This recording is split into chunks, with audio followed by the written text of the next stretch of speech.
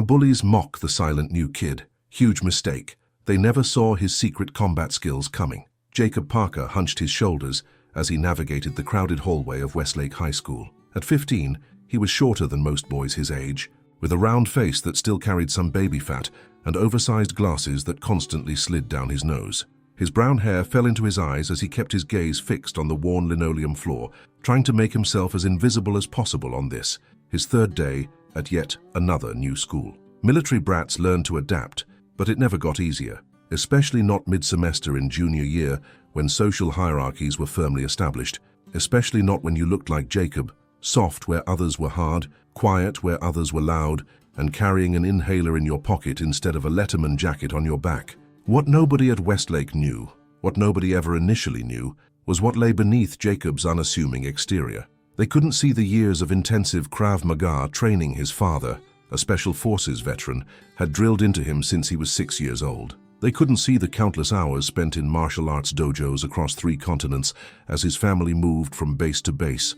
They couldn't see the trophies carefully packed away in moving boxes that hadn't even been unplugged yet. Just keep your head down. Don't make waves. We'll be gone in a year anyway. The mantra repeated in Jacob's head as he slipped into his assigned seat in Ms. Holloway's English class, carefully arranging his books at perfect right angles on his desk, a small attempt to create order in the chaos of constant relocation.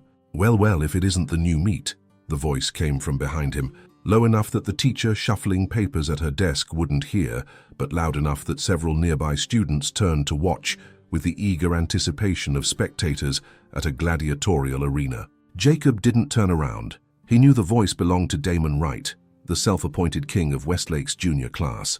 Tall, athletic, with the kind of confidence that came from generations of family money and local influence, Damon had zeroed in on Jacob within hours of his arrival. Flanking Damon were his ever-present shadows, Marcus Collins, a brawny wrestling team captain with more muscles than sense, and Tyler Jenkins, whip-thin with a perpetual sneer that seemed etched into his features.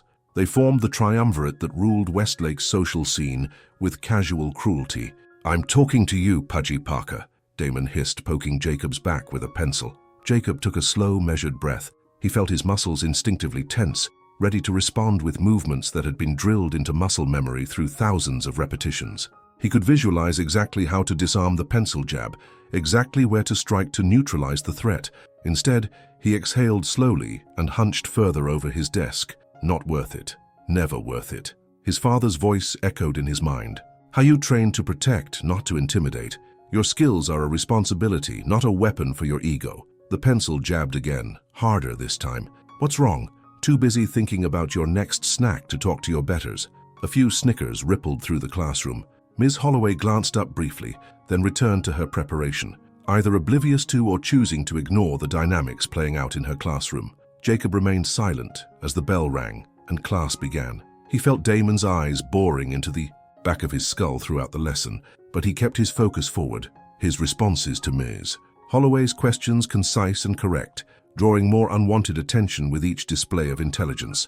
By lunchtime, word had spread through Westlake's efficient rumor mill that the new kid was both an easy target and a know-it-all, combination guaranteed to elevate his bullying potential from casual to priority. The cafeteria was a minefield of social hierarchies, visibly displayed through table territories. Jacob navigated through with his tray of unappetizing cafeteria food, searching for an inconspicuous spot to eat in peace. He found a seat at a table occupied only by a girl with purple-streaked hair who was sketching intensely in a notebook, seemingly oblivious to the world around her. Perfect. Someone else who preferred invisibility. 3 bites into his sandwich, shadows fell across his tray. "That's not where you sit, new meat." Damon's voice carried across the cafeteria, causing conversations to falter as attention shifted to the unfolding drama. Jacob continued chewing, not looking up. "Are you deaf as well as dumb?" Marcus added, slapping his meaty palm on the table hard enough to make the trays jump. The girl with purple hair glanced up, sighed heavily, gathered her sketchbook, and walked away without a word, leaving Jacob alone with the 3 bullies. Jacob swallowed his food and finally looked up. "I'm just trying to eat lunch." "He speaks," Tyler exclaimed with mock surprise, "and here we thought they only taught grunting wherever you came from." "I'd like to finish my lunch," Jacob said quietly, his tone measured and controlled. "Well, I'd like a Ferrari, but we don't always get what we want, do we?" Damon reached down and picked up Jacob's chocolate milk. "For instance, I think you've had enough calories for today." With deliberate slowness, he unscrewed the cap and held the carton over Jacob's head. Time seemed to slow. Jacob saw multiple options flash before him. A simple wrist lock would cause Damon to drop the carton immediately. A sweep of the legs would put him on the floor before the milk left the container. A dozen different counter moves presented themselves, all executable in the span of seconds. Instead, Jacob remained perfectly still as cold chocolate milk cascaded over his head, soaking his hair and dripping down his face onto his shirt. The cafeteria erupted in laughter. Breathe through it. This isn't real pain. This isn't real danger. "Sus, oops," Damon said with exaggerated concern. "Looks like you should go clean up, Pudgy Parker. Maybe the bathroom toilet has some clean water for you." Jacob stood slowly, chocolate milk dripping from his chin, and walked out of the cafeteria with as much dignity as he could muster, ignoring the jeers and laughter that followed him. In the bathroom, he methodically cleaned himself up, using paper towels to blot his soaked shirt and rinse his sticky hair in the sink. His reflection stared back at him, calm, composed, betraying none of the complex calculations occurring behind his eyes. 3 more incidents. That's my limit. After that, they need to learn. Jacob had developed this personal rule years ago, after an incident at his school in Germany where he'd reacted too quickly to a bully's provocation and dislocated the boy's shoulder. His father had been both understanding and stern. "You have a gift, son, but with it comes the obligation to show restraint. Always give them a chance to back down. Always give yourself time to be sure of your response." So Jacob had created his 3-incident rule. It gave bullies a chance to reconsider. It gave him time to evaluate whether they were simply misguided or truly malicious. It gave the school authorities an opportunity to intervene. But it also established a clear boundary, and once crossed, consequences would follow. The milk incident was number 1. Number 2 came the following day in gym class. Coach Barton had them playing dodgeball, that institutionalized form of legally sanctioned bullying, and to no one's surprise, Jacob found himself targeted by every ball Damon, Marcus, and Tyler could get their hands on. What did surprise the class was Jacob's uncanny ability to avoid being hit. Where balls should have connected with his seemingly soft and slow body, they somehow missed by millimeters. His movements were minimal but perfectly timed, small shifts in posture, slight leans, subtle sidesteps. To the untrained eye, it looked like incredible luck. To anyone familiar with martial arts, it would have been recognized as elite-level evasion skills. Unfortunately for Jacob, his defensive capabilities only intensified Damon's determination. When dodgeball failed to provide the humiliation he sought, Damon resorted to more direct measures in the locker room after class. Jacob had just finished changing back into his regular clothes when his backpack was ripped from the bench beside him. "Let's see what Pudgy Parker carries around," Damon announced, upending the contents onto the tiled floor. Books, notebooks, pens, and Jacob's carefully organized school supplies clattered across the wet locker room floor. Jacob watched silently as his possessions scattered. He counted his breaths as Marcus stomped on his calculator, cracking its screen. He remained still as Tyler grabbed his English essay and made a show of tearing it into confetti. The other boys in the locker room observed with uncomfortable silence, some looking away, others watching with the guilty fascination of those witnessing a car crash. "What's this?" Damon's voice took on a new tone as he picked up Jacob's inhaler. "Oh, does Pudgy need his little breath helper? Is that why you can't play sports like a real man?" Jacob's expression didn't change, but something shifted in his eyes, a hardening, a focus. "That's medical equipment," he said quietly. "I need it." "Oh, he needs it," Damon mimicked in a high-pitched voice. "Well, if you need it so badly." With a theatrical wind-up, Damon hurled the inhaler against the wall where it cracked, pieces of plastic skittering across the floor. For the first time, Jacob moved with purpose, quickly picking up the damaged inhaler and inspecting it. The case was cracked, but the medication canister seemed intact. He pocketed it without comment and began gathering his scattered belongings. "What? No, thank you for helping you test its durability?" Damon laughed, high-fiving his friends as they strutted out of the locker room. One boy remained behind, a tall, lanky student with kind eyes whom Jacob recognized from his math class. "They're jerks," the boy said, kneeling to help Jacob collect his papers. "I'm Noah, by the way." "Jacob." He accepted the offered papers with a nod. "Thanks. You should tell someone about them," Noah suggested. "Mr. Richardson, the vice principal, is pretty decent about this stuff." Jacob shook his head slightly. "I've got my own way of handling things." Noah gave him an odd look. Whatever you say, man. Just Damon doesn't usually back down. He broke a kid's arm last year and his dad's on the school board, so nothing happened to him. Interesting information, Jacob thought, but irrelevant to my decision-making process. I appreciate the concern, he said simply. That was incident number 2. The third came a week later. Jacob had spent the intervening days mapping the school's social ecosystem, identifying the power structures, the safe zones, the blind spots in teacher supervision. He'd observed Damon and his friends' routines, noted the times and places they were most likely to strike, and adapted his movements accordingly. But even the best tactical planning couldn't account for the sheer persistent malice of a bully who felt challenged by a victim who wouldn't break. It happened in the hallway between classes. Jacob was at his locker, exchanging books for his next class, when he heard the now familiar voices approaching. He had deliberately chosen a locker in a high-traffic area, knowing that crowds provided a degree of protection, but today a guest speaker had many of the students gathered in the auditorium, leaving the hallway unusually empty. "Well, if it isn't our favorite punching bag," Damon called out as the trio approached. "Still hanging around, Parker? Most losers like you transfer out by now." Jacob continued organizing his books, not responding. "I'm talking to you." Damon slammed the locker door shut, nearly catching Jacob's fingers. "What, you think you're too good to answer when I speak to you?" Jacob turned to face them, his expression neutral. "I have class in 2 minutes, so do you." Tyler laughed. "Listen to him trying to sound like a teacher or something. I think he needs another lesson in respect," Marcus added, cracking his knuckles with theatrical menace. Damon stepped closer, invading Jacob's personal space. "You know what? I don't think we've properly welcomed you to Westlake yet. I think it's time for a proper initiation." Before Jacob could respond, Marcus and Tyler flanked him, grabbing his arms and pinning them behind his back. He could have broken their holds with minimal effort, a simple drop in center of gravity, a twist of the wrists, a sweep of the leg. But he remained passive, watching Damon's face, reading the escalation in his expression. Damon leaned in close. "Your little silent treatment act is really starting to piss me off, Parker. You think you're so smart, so above it all. Let's see how quiet you stay when I rearrange your face." He drew back his fist, and in that moment Jacob made his assessment. The malice in Damon's eyes was unmistakable. The positioning of Marcus and Tyler showed premeditation. The empty hallway had been calculated, and the intended violence was escalating beyond the realm of typical school bullying. The 3-incident threshold had been reached, and a fourth, more violent incident was imminent. Time to educate them.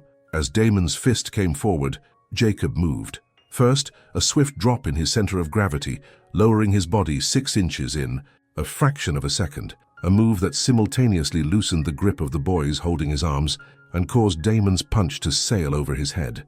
Next, a precise backward step that placed his foot directly on Marcus's instep, applying his full body weight to the sensitive bones of the foot.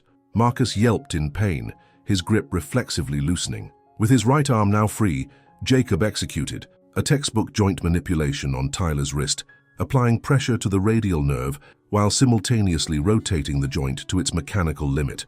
Painful, but causing no actual damage. Tyler released him with a gasp of surprise and pain. Now unrestrained, Jacob sidestepped Damon's second wild swing with minimal movement, allowing the momentum to carry his attacker off balance. A subtle shift in position, a carefully placed foot, and Damon found himself stumbling forward with nothing to hit. The entire sequence took less than 3 seconds.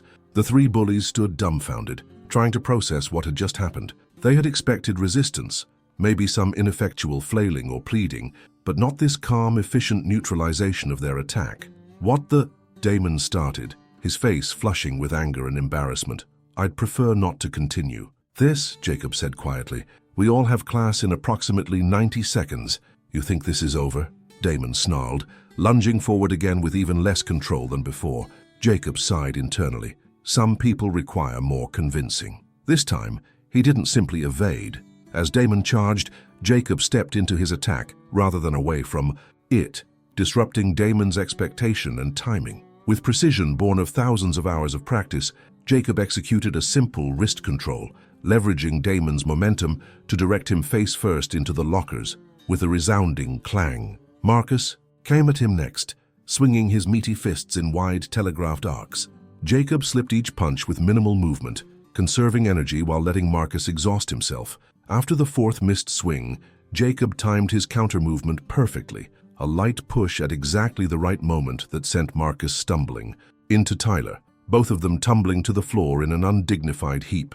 The bell rang, signaling the start of the next class period. "I suggest we all get to class," Jacob said, his voice still calm, his breathing barely elevated. "This doesn't need to continue."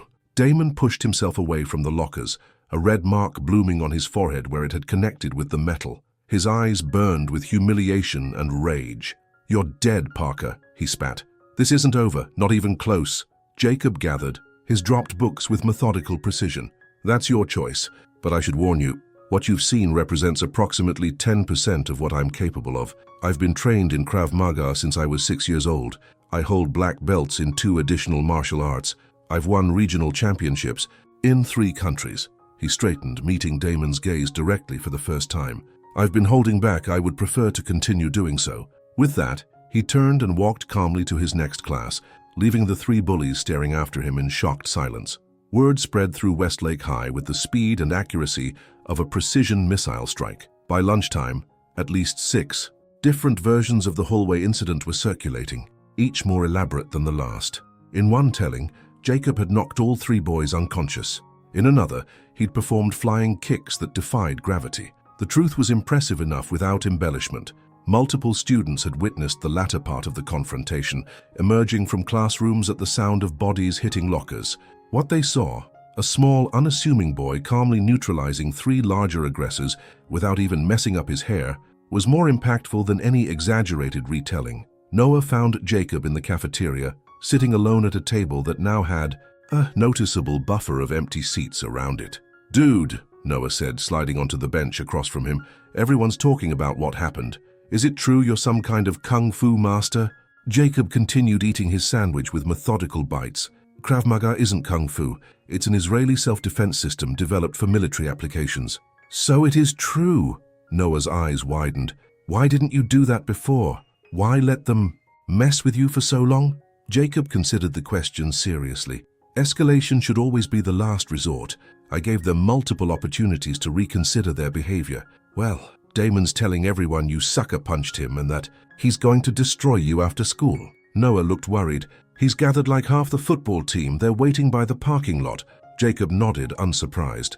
Predictable response, attempting to regain lost status through numerical advantage. "Aren't you worried? There's like 6 of them." "Numbers are only relevant if skill levels are approximately equal." Jacob finished his lunch and neatly folded his paper bag.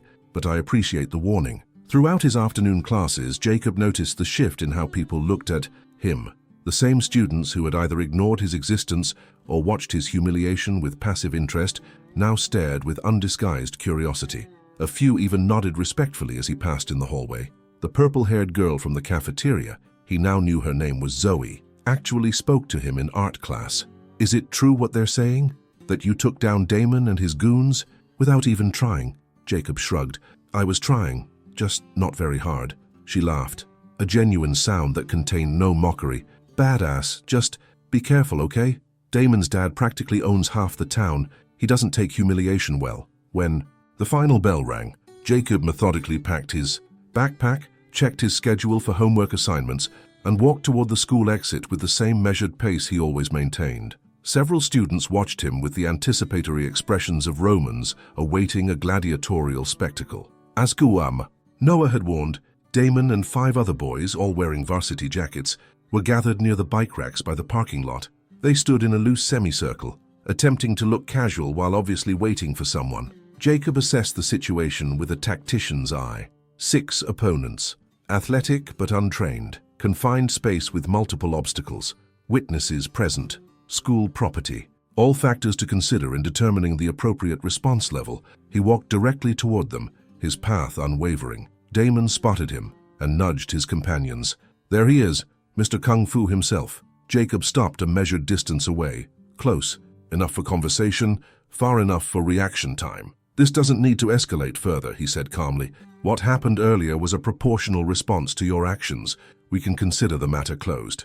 Damon's face contorted with rage. "Closed?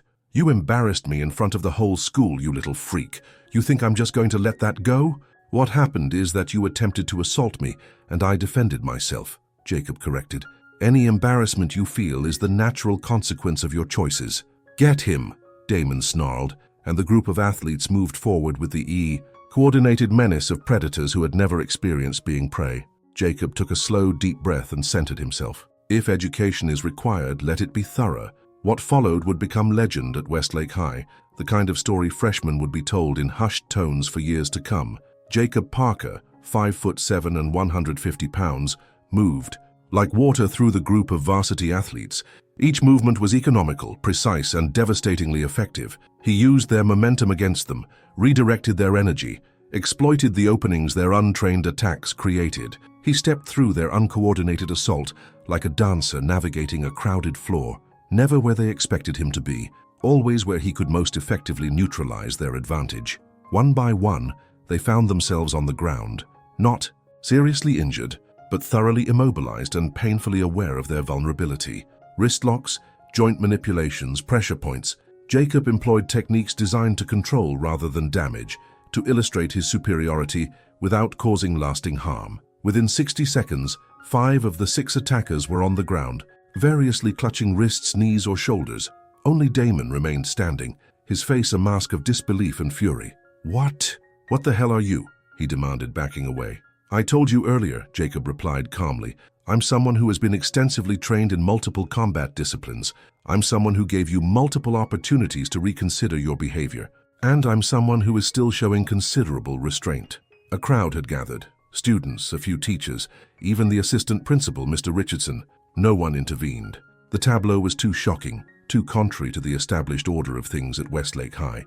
Damon looked around, suddenly aware of the dozens of witnesses, and more importantly, the dozens of phones recording every moment of his humiliation. "This isn't over," he hissed, but the bravado sounded hollow even to his own ears. "It can be," Jacob replied. "That's entirely your choice." With as much dignity as he could muster, Damon turned and walked away, leaving his friends to pick themselves up from the ground. Mr. Richardson finally pushed through the crowd, his expression a mixture of confusion and concern. "Parker, my office." "Now," he said firmly. Jacob nodded, picking up his backpack from where he'd carefully set it aside before the confrontation. As he followed the assistant principal into the building, whispers followed him. "Did you see that?" He didn't even break a sweat, like something out of a movie. In Mr. Richardson's office, Jacob sat quietly as the assistant principal paced behind his desk. "You realize I should suspend you," Richardson said finally. "Fighting on school grounds is an automatic suspension." "I understand the policy," Jacob replied. "However, I would point out that I was defending myself against multiple attackers who had explicitly stated their intention to harm me. There are numerous witnesses who can attest to this, as well as to the previous incidents of bullying I've experienced." Richardson sat heavily in his chair. "I've heard about those incidents. Why didn't you report them? Would it have made a difference?" Jacob asked simply. "I'm aware of Damon Wright's history at this school and of his father's position on the school board." The assistant principal had the grace to look uncomfortable. It's all right, Mr. Richardson. I understand institutional constraints. It's why I handled the situation myself, with minimal force and no permanent injuries." "Minimal?" Richardson shook his head in disbelief. "Where did you learn to do whatever it is you did out there?" "My father is special forces. He believed I should be able to protect myself, given our frequent relocations to sometimes hostile environments." Richardson studied him for a long moment. "I still have to follow protocol. I'm calling your parents." "I understand," Jacob nodded. "My father will be disappointed, but not in my actions. He'll ask if I used appropriate force for the threat level, if I provided adequate warning, and if I ensured no lasting damage was inflicted. I believe I can answer yes to all 3 questions." And indeed, when Major James Parker arrived at the school 30 minutes later, those were exactly the questions he asked, first of his son, then of the assistant principal. After reviewing the situation, Major Parker nodded once decisively. "Sounds like my son acted with appropriate restraint given the situation. 6 against 1 shows considerable threat level. Prior incidents establish a pattern of escalating behavior." Jacob's response was measured and controlled. He turned to his son. "You're sure no one has injuries requiring medical attention?" "Yes, sir. Temporary discomfort only. No joint damage, no concussions, no lasting effects." Major Parker nodded again. "Then I believe we're done here, Mr. Richardson. unless you feel the need to punish my son for defending himself against a premeditated attack." The assistant principal looked between father and son, so similar in their calm, measured demeanor, despite the obvious physical differences, and sighed. "No suspension, but I expect this to be the end of the incidents. Understood?" "That was always my preference," Jacob assured him. The next day at Westlake High School was different. The social ecosystem had undergone a seismic shift with Jacob Parker as the epicenter. When he walked through the hallways, students moved aside, not out of fear, but respect. People who had never spoken to him now nodded in greeting. His usual lunch table, previously occupied only by himself, now included Noah, Zoe, and several other students who introduced themselves with shy curiosity. "Is it true you lived in Japan?" one girl asked. "And Germany?" "Yes, my father was stationed at bases in both countries. We also lived in Israel for a year." "And you really have black belts in multiple martial arts?" "Yes, though the belt system varies significantly between disciplines.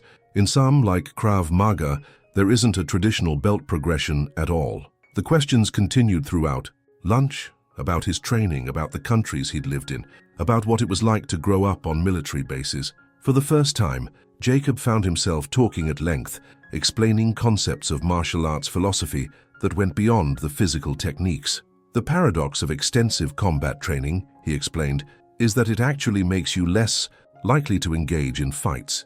When you truly understand what the human body is capable of, both in dealing and receiving damage, you develop a healthy respect for avoiding unnecessary conflict." Damon and his friends were conspicuously absent from the cafeteria that day. Rumors circulated that Damon's father had been furious, not at the school as everyone expected, but at his son when he saw the video evidence of what had transpired. When Damon did return to school 3 days later, he was subdued, avoiding eye contact with everyone, especially Jacob. The social hierarchy had realigned itself in his absence, with his unquestioned dominance no longer a given. The first time they passed each other in the hallway, Jacob nodded politely. Damon hesitated, then gave a curt nod in return before quickly walking away. It wasn't friendship or even reconciliation, but it was acknowledgement, a mutual understanding that the dynamic between them had fundamentally changed. In the weeks that followed, Jacob found himself in the unexpected position of being sought out by younger students who were experiencing bullying. He became an informal counselor, teaching them not fighting techniques but confidence, boundary setting, and the mental aspects of self-defense. "Physical techniques are a last resort," he explained to a freshman who was being harassed by seniors. "Your first line of defense is how you carry yourself. Head up, eyes forward, purposeful movements. Predators, human or animal, are drawn to those who project vulnerability." The incidents of bullying throughout Westlake began to decline as word spread about the new informal support network developing among previously isolated targets. Students who would have suffered in silence now had somewhere to turn, someone who understood. Even more surprisingly, near the end of the semester, Marcus, separated from Damon's influence and having done some apparent soul-searching, approached Jacob after school. "Can I talk to you for a minute?" he asked, uncharacteristically hesitant. Jacob assessed him carefully, noting the lack of aggressive posture, the absence of backup, the genuine discomfort in his expression. "Of course. I wanted to say, sorry for before, for being such a jerk." Marcus stared at his shoes. "My dad saw the video. He wasn't happy, made me think about some stuff." Jacob nodded. "Apology accepted. Also, I was wondering." Marcus looked up, embarrassment clear on his face. "Could you maybe show me some of that stuff you did? Not to use on people or anything. It was pretty impressive." Jacob considered the request thoughtfully. "The techniques themselves aren't the important part. It's the philosophy behind them. If you're interested in learning that, then yes, I could show you some basics." And so began the most unlikely of arrangements. Jacob Parker teaching basics, self-defense principles, to one of the very people who had once tormented him. Others joined these informal sessions, which Jacob was careful to frame around discipline, respect, and responsible use of any physical skills. By the time the winter break approached, Westlake High School had transformed in subtle but significant ways. The rigid social hierarchy had softened. The previously unchallenged reign of bullies had given way to a more balanced social ecosystem. Students who had been invisible found their voices, while those who had dominated through fear found themselves increasingly isolated. For Jacob, the change was perhaps most profound. He had arrived at Westlake as he had at countless schools, before quiet, withdrawn, expecting only to pass through unnoticed until the next inevitable move. Instead, he had found something he hadn't experienced before, a community where he was valued not just for his academic abilities or his combat skills, but for his character. "You know what's weird?"